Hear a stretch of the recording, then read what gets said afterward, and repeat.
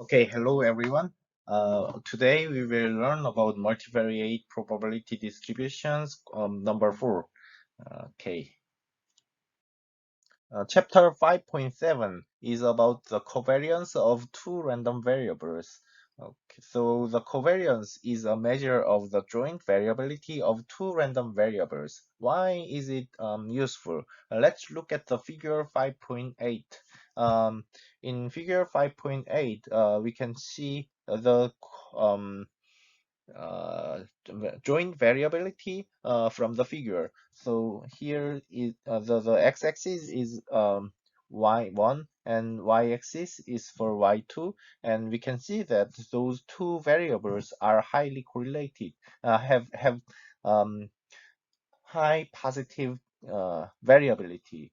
Like if y1 have high value, y2 also have high value, and if y1 have low value, y2 also have low value. So we can see high positive correlation from variable y1 and y2. However, in the figure B, there's no correlation, and we want to make a measure, we want to have a measure that represents this correlation, represent this joint variability.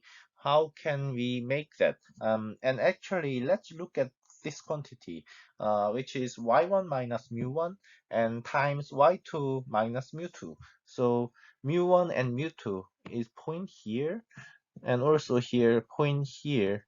In both graph, in A and B, the mu1 and mu2 are the same. Mu1 and mu2 are the same.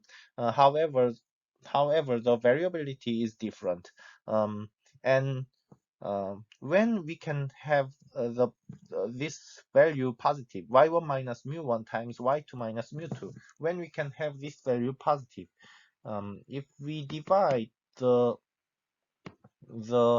xy plot this way, and this part we have positive value of y1 minus mu1 times y2 minus mu2, and on this panel we have negative value. So if we want to sum these y1 minus mu1 times y2 minus mu2, and sum every individuals, mm, if all the values are this side and that side, we will have the high value of this, and also for this one, uh, some of points are here, some of points are here, and actually points are everywhere. And if you sum these values, these values probably similar to 0. So this one, and what we propose is we are proposing some of these values as covariance, a measure of covariance. Okay. Here comes the definition 5.10. If y1 and y2 are random variables with mean mu1 and mu2 respectively, the covariance of y1 and y2 is this one. Covariance of y1 and y2 is expected value of y1 minus mu1 times y2 minus mu2. And one of the problem of the definition have is this thing. The value depends on the scale of the measurement. So if the scale of y1 or y2 is large, then this covariance also have large value. So um, someone might be interested in the normalizing the covariance value, which is correlation coefficient. So in the correlation coefficient is standardized version of covariance, and it divides sigma 1 and sigma 2. And here, sigma 1 is variance of y1, sigma square is variance of y1, and sigma 2 square is variance of y2. And so, we divide the covariance with variability of y1 and y2 to normalize covariance, and by doing this, we can have this correlation coefficient. We have this one is from -1 to 1, and uh, the next question arise would be why this correlation coefficient is from -1 to 1.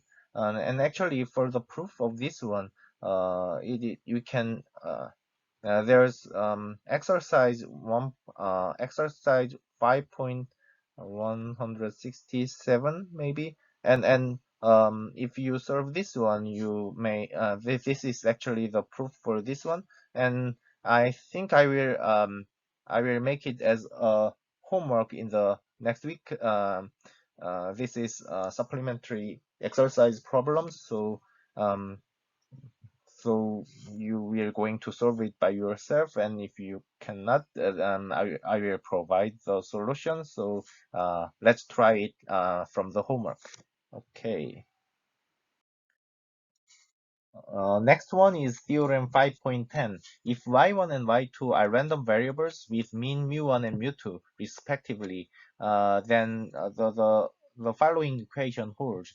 Covariance of y1 and y2. The definition is expected value of y1 minus mu1 times y2 minus mu2, and it can be expressed as expected value of y1 times y2 minus expected value of y1 times expected value of y2. And actually, this reminds us this thing. Variance of y1, it is expected value of y1 square minus e y1 square. And actually, if we put if we think y2 as y1, we can derive this equation from the first one. So this could be probably the generalized version, and let's see why it is true. And let's go from here. Expected value of y1 minus mu1 times y2 minus mu2. And this is actually expected value of y1, y2 minus mu1, y2 minus mu2, y1 plus mu1, mu2. Okay, from here, from the special theorem that we learned previously, we can redefine this as expected value of y1 times y2 minus expected value of mu1 y2 minus expected value of mu2 y1 plus and actually this is constant, so expected value of constant is constant, and from here inside of here we can move this constant outside of the expected value. So this is expected value of y1 y2 minus mu1 times expected value of y2 minus mu2 times expected value of y1 plus mu1 mu2. And from here, we know that expected value of y1 is mu1 and expected value of y2 is mu2. So one of these cancelled and we have this, so which is expected value of y1 y2 minus mu1 mu2, and actually this is the equation that we want to prove. This is this one, so that's it. Let's move on to example 5.22. Refer to example 5.4. Find the covariance between the amount in stock Y1 and the amount of the cells Y2. Okay, so we want to calculate covariance of y1, y2. And to calculate it, what we can do, we can calculate expected value of y1, y2 minus e y1, e y2. So we can calculate each of these expected value and then calculate covariance of y1 and y2. Okay, so to calculate expected value of y1 times y2, this is y1, y2, double integration, and 3y1 and let's dy1, dy2, and y2 is from 0 to 1, and then y1 is from y2 to 1, so y2 to 1. Okay, so this is 3y1 square y2, and if we integrate it with respect to y1, then y1 third, y1 third, y2, and y1 is from y2 to y1 is 1, d y2. Okay, and so this part it is y2 minus y2 fourth. Okay, so from 0 to 1, y2 minus y2 fourth and dy2, and this is 2 over y2 squared minus y2 fifth, and y2 is from 0 to 1, and this is 1 over 2 minus 1 over 5, and this is 3 over 10. Okay, so EY1, EY2 is 3 over 10, and we already calculate, maybe I don't remember example 4.4, but probably we already calculated EY1 and EY2 previously, or if we didn't calculate it from the previous example, you can calculate it by yourself with the similar definition, and so I will leave it to you. You can calculate EY1 and EY2 by yourself, and then calculate this covariance. So covariance of Y1, Y2 is 3 over 10 minus EY1 times EY2. Okay. Okay, let's move on to Theorem 5.11. If y1 and y2 are independent random variables, then covariance of y1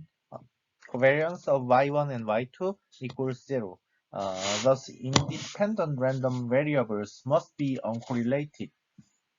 Okay, let's see why this is true.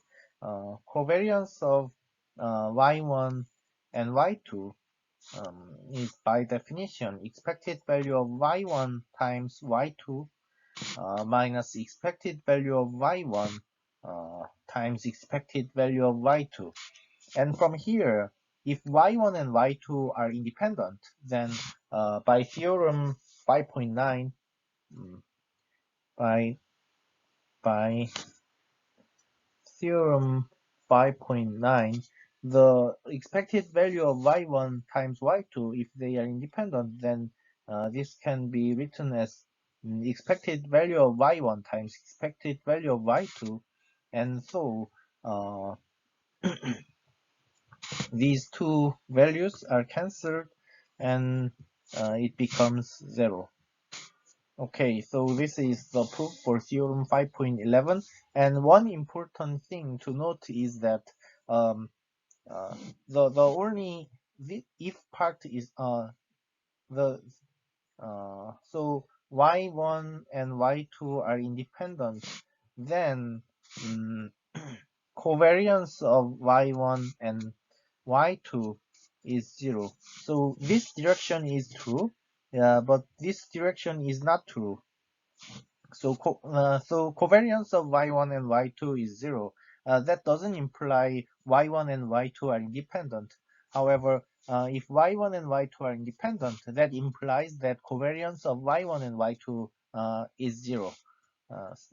So you should know this, and let's move on. Let's move on to example 5.23. Let y1 and y2 have joint density given by this, and find the covariance of y1 and y2. And from here, actually, the f y1 and y2, this can be represented as gy1 and hy2, and let gy1 as y1 and hy2 as 2. And also the domain can be separated with constants a, b, c, and d. And in this case, we can say that y1 and y2 are independent. y1 and y2 are independent. And so, find the covariance of y1 and y2. We want to find covariance of y1 and y2. And since we know that y1 and y2 are independent, this becomes 0. And okay. Okay, let's solve the example 5.24. Let y1 and y2 be discrete random variables with joint probability distribution as shown in table 5.3. Show that y1 and y2 are dependent but have zero covariance. From this example, we want to show that covariance of y1 and y2 is 0. This does not imply that y1 and y2 are independent.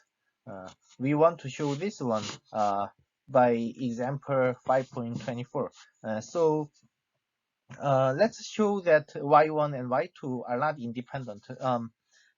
To show the independence, we can check the independence of the two random variables by checking this. P1, Y1, P2, Y2.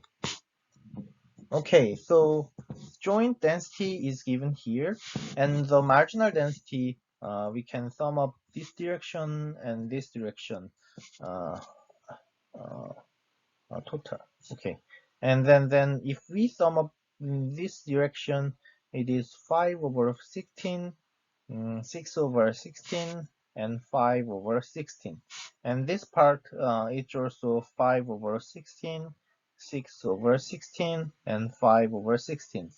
Okay, so what about this equation when y1 is 1 and y2 is 1? Then P of 1, 1, P of 1 and 1 is equal to 1 over 16, 1 over 16. And this is, and P of P1 Y1 is 5 over 16, 5 over 16 times 5 over 16. And this is not equal to 1 over 16. So we can say that Y1 and Y2 are not independent. Y1 and Y2 are not independent. And now, if we want to show that covariance of y1 and y2 equals 0, we want to show covariance of y1 and y2 is 0. And to show that, we can check expected value of y1 times y2.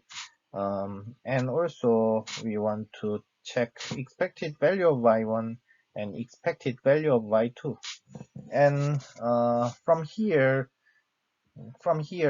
so expected value of y1 times y2, since we have joint density here, it is summation of y1, y2, y1 times y2, p y1, y2. Okay, this is the expected value of y1, y2, and about this summation, when y1 and y2 are both -1 and -1, then it is 1 times 1 over 16. And if one of y1 or y2 is 0, then it's 0, so we don't need to consider. And the other one is when y1 is 1 and y2 is -1. So when y1 is 1, y2 is -1, then the probability is 1 over 16. Um, and if y1 is -1 and y2 is 1, in probability is 1 over 16, and both y1 and y2 are 1, then the probability is 1 over 16. And so by summing up all these quantities, it's 0. So E of y1 times y2 equals, it is 0. And what about EY1 or EY2? And EY1, the expected value of Y1 is 1 times 5 over 16 minus 1 times 5 over 16, which is 0. So again, this part and that part, they are all 0. So covariance of Y1 and Y2 is equal to 0. Okay. And homework for chapter 5.7 are these. Chapter 5.8 is about the expected value and variance of linear functions of random variables. Let u1 be this random variable, linear function of random variable like that. A1 to an, they are constant, and y1 to yn, they are random variables. So we can see that u1 is linear function of the random variables, and we can describe it this way. And what we want to know in this chapter is that we want to find expected value or variance of this linear function of random variables. Okay, let's move on. Okay, theorem 5.12 is this one. Let y1, y2, and yn and x1, x2, xm be random variables with expected value of yi equals mu I, and expected value of xj is psi j, and then define u1 is linear combination of yi's, and define u2 as linear combination of xj's for constants a1 to an and b1 to bm. Then the following statements are held.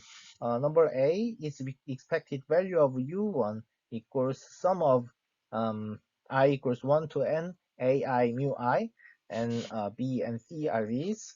And from here, let's prove for A first.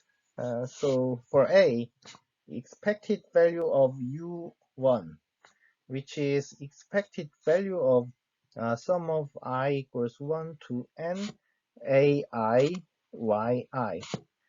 And here, expected value can go inside by theorem in the special theorem section. So it can be written as I equals 1 to n ai expected value of yi. And from here, this can be written as I equals 1 to n ai mu I. Okay, and I will show B and C in later slides. Okay, let's solve for B. So variance of U1 can be written as variance of sum of I equals 1 to n ai yi, and actually the variance part is by definition expected value of um, sum of I equals 1 to n ai yi uh, minus sum of I equals 1 to n ai mu I squared. Okay, and and uh, and from inside we can combine this with one summation, so this part can be again written as expected value of sum of I equals 1 to n ai yi minus mu I, and yeah, squared. Okay, and from here the sum of square, this part can be rewritten as expected value of sum of I equal to 1 to n ai square yi minus mu I square, and plus sum to sum, but so this part we can think of like this. So it is rectangles. So, and each row is 10 for a1 yi y1 minus mu1, and this one is a2 y2 minus mu2, and this one is a3 dot dot dot, and the last one is an yn minus mu n, and this part is again a1 y1 minus mu1, and the last one is an yn minus mu n, and the inside of the box, it is a1, this one times that one, so row times column is inside of here. So for ith and jth, then it is ai times aj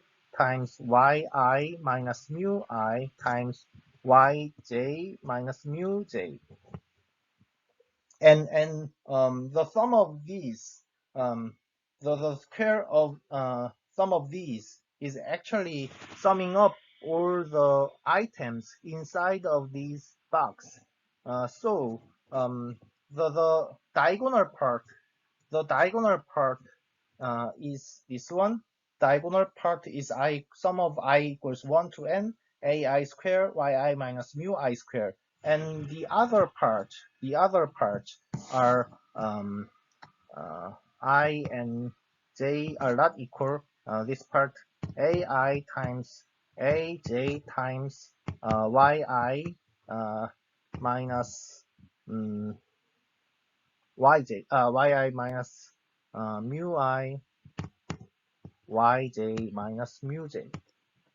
Okay, and the integration part, we can write it as this way. Here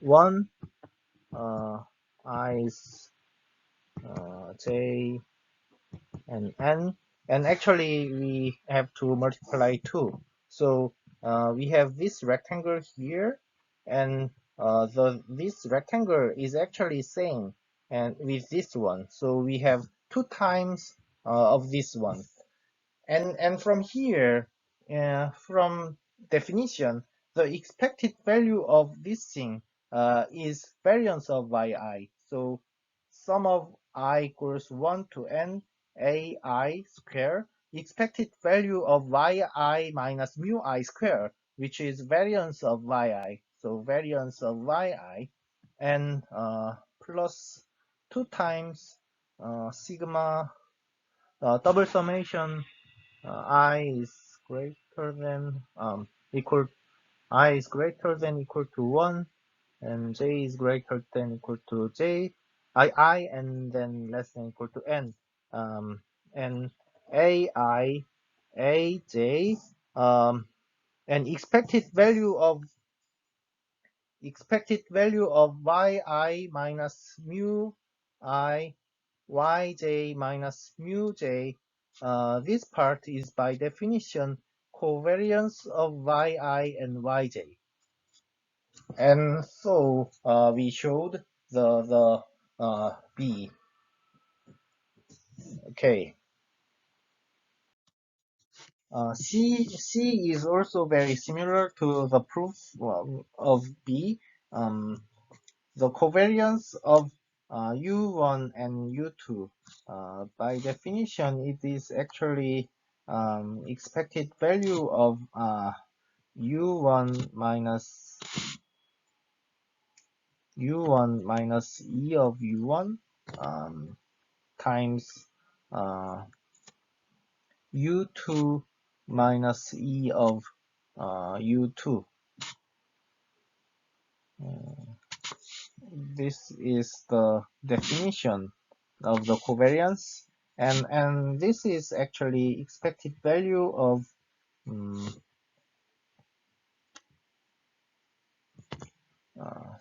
U1 is sum of I equals 1 to n ai yi minus E of U1 is sum of I equals 1 to n ai mu I, and times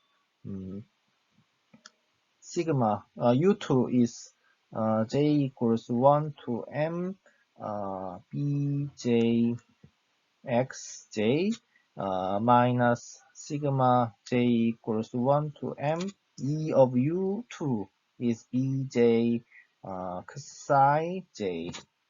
Okay, and okay, and we can write it this way. It is expected value of sum of I equals 1 to n ai yi minus mu I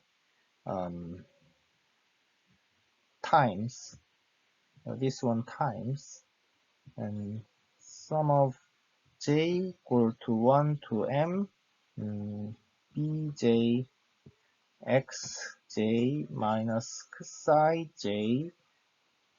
Okay, this one, and from here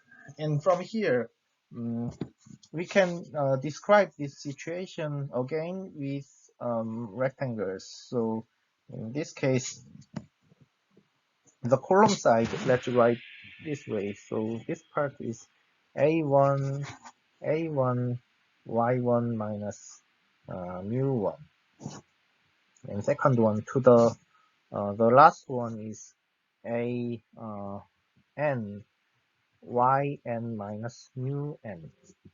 Okay, and the row side, which is b1 times x1 minus psi1, and the last one is b1 bm xm minus psi-m, and inside of the rectangle it is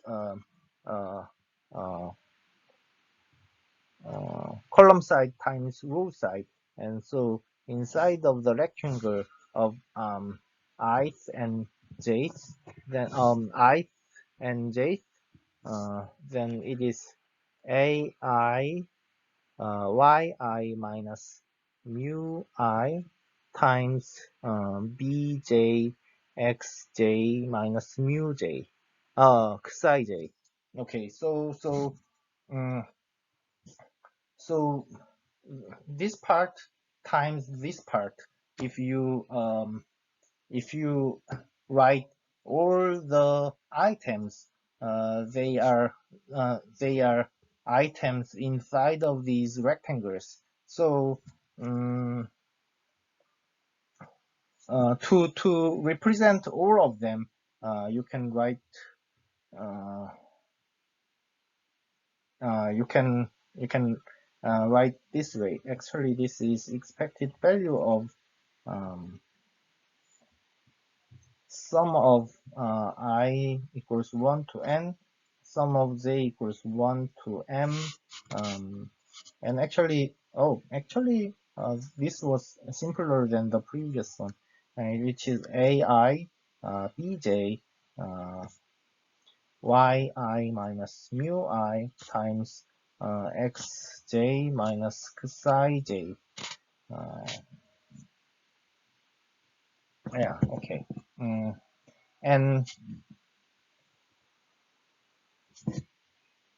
expectation can go inside, and by the definition, I equals 1 to n, j equals 1 to m, ai bj, and the expected value of yi minus mu I times xj minus psi j.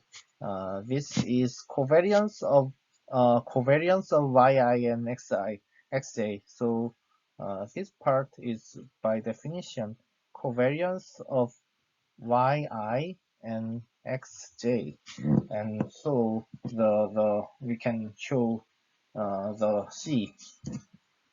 Okay.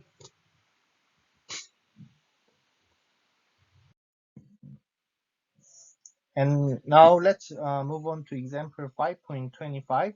Let y1, y2, and y3 be random variable where expected value of y1 is 1, expected value of y2 is 2, and expected value of y3 is minus 1, and variance of them are these, and covariance of all the pairs are these.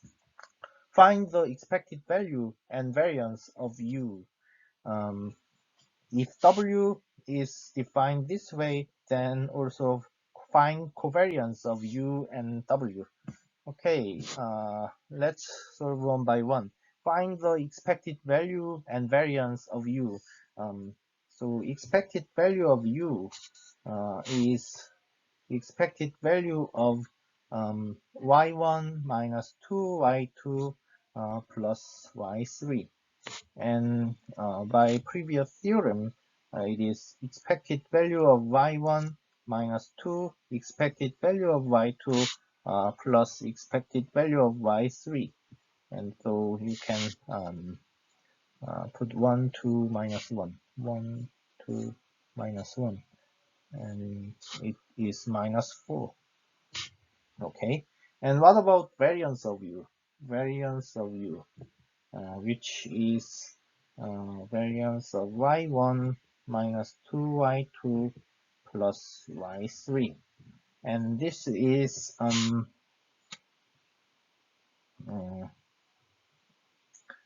1 times variance of y1 plus 4 times variance of y2 plus 1 times variance of y3 plus 2 times 1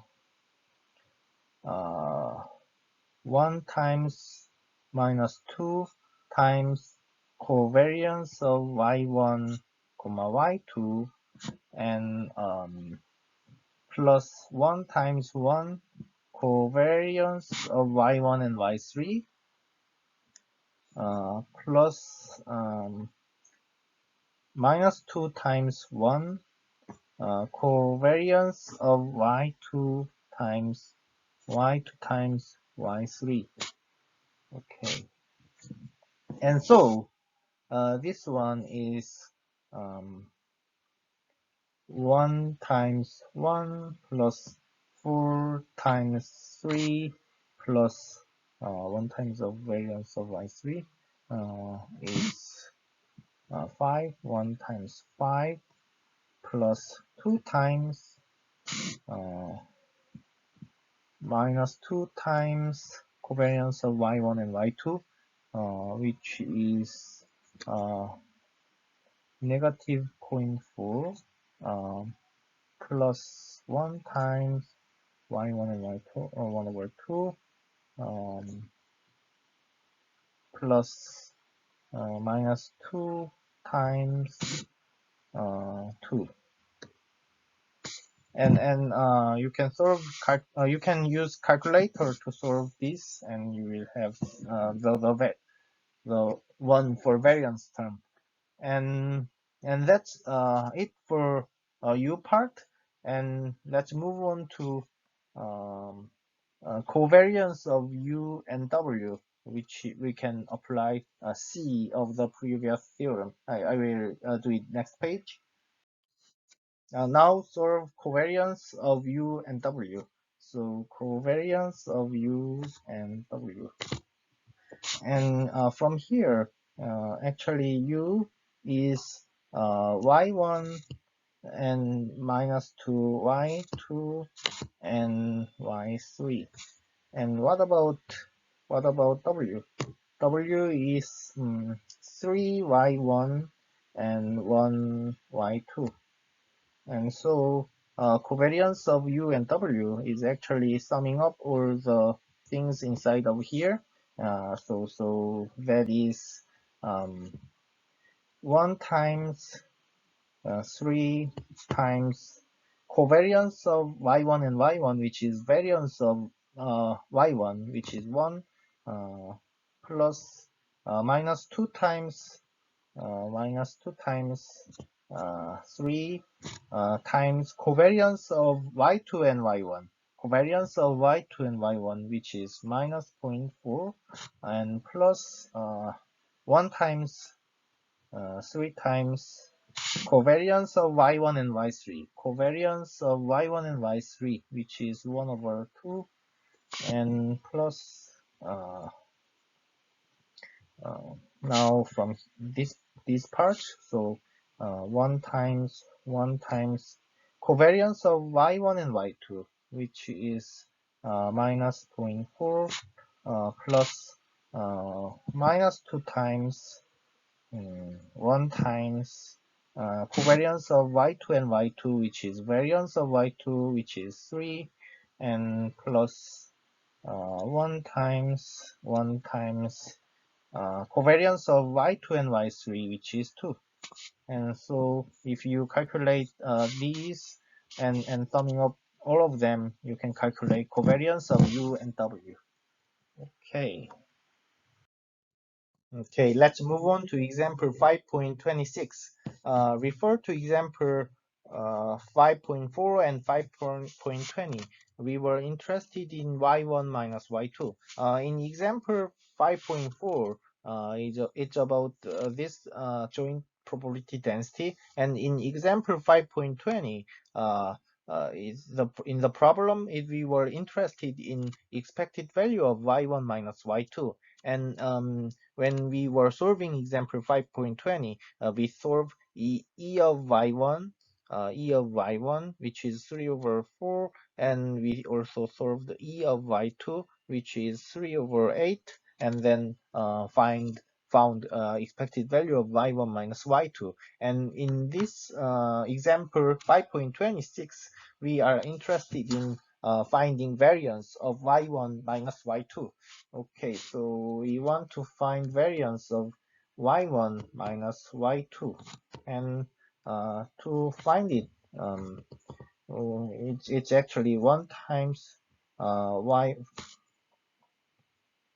1 square times variance of y1 plus minus 1 square times variance of y2, and also plus 2 times minus 1 times minus 1, minus 1 times 1, which is minus 1, and covariance of y1 and comma y2.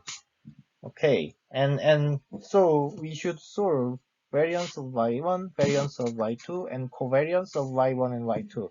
And how can we solve variance of y1? To find variance of y1, we can which is expected value of y1 square minus expected value of y1 square. From here we already know expected value of y1, which is 3/4. So we should calculate expected value of y1 square. Expected value of y1 square. This is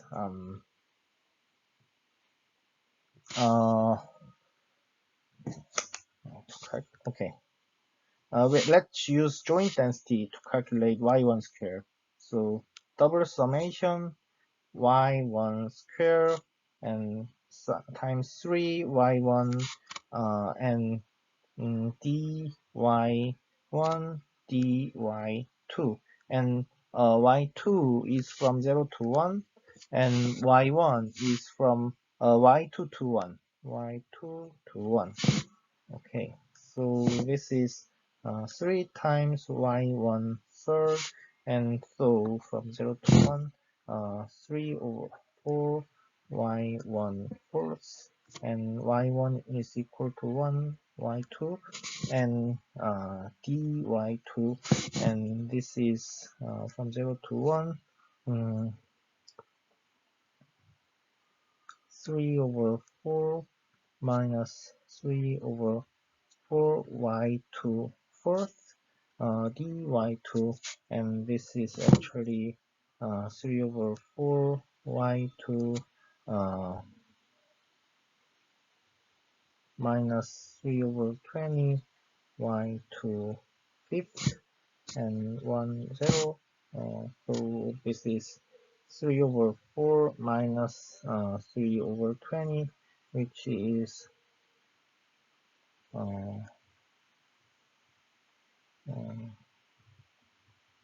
which is 4, 3,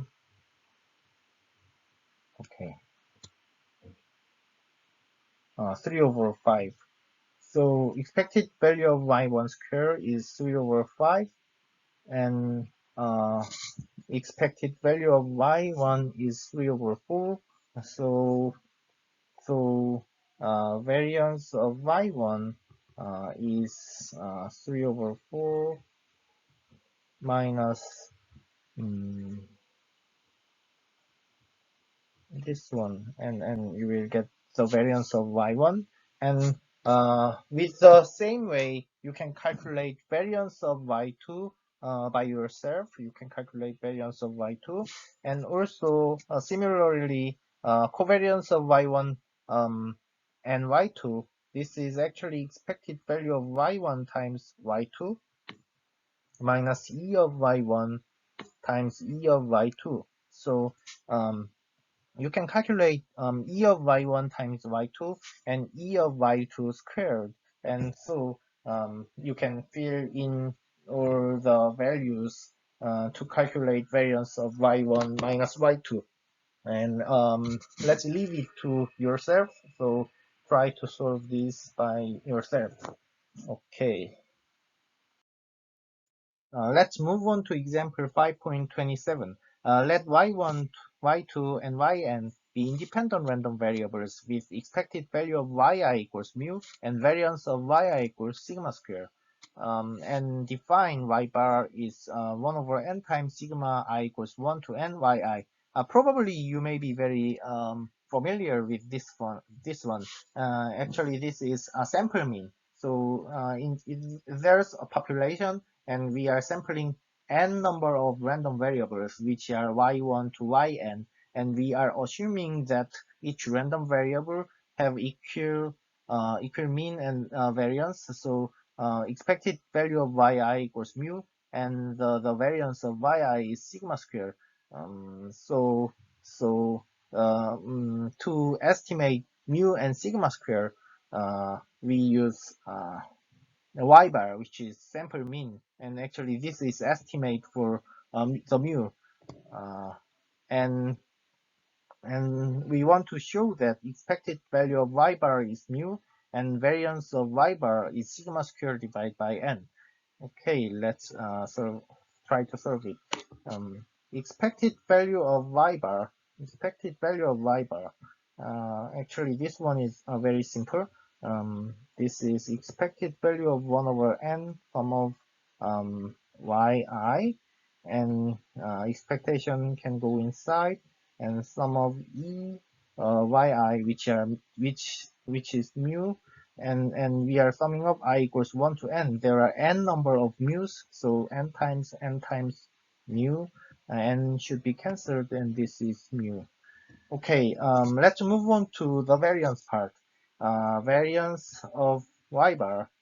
And actually, to do this, I like to construct a table and for y bar. So for y bar, it is y1 over n to yn over n. And this row part, we have y1 over n to, again, same, yn over n. And we are actually summing up all these covariances. And so variance of y bar is actually sum of I equals 1 to n, j equals 1 to n, covariance of y I and yj. Actually, this is equation for number c, and but we can use number b, but I like this one. So anyway, n square. Okay, and from here, the covariance of yi and yj, if I and j are equal, if I is equal to j, then covariance of yi comma yi is variance of yi, which is sigma squared. And if I and j are not equal, then covariance of yi and yj, if yi and yj are independent, if I and j are not equal, yi and yj are independent. So covariance of yi and yj is 0.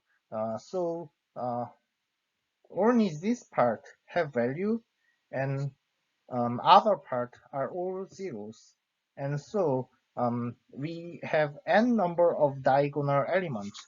So this is n squared. We have n number of diagonal elements, and covariance of yi and yi, which is sigma squared. And so the variance of y bar, which is sigma squared over n. Okay, so we showed expected value and variance of them are same as these. Okay. Homework for chapter 5.8 are these. Thank you, and see you Thursday.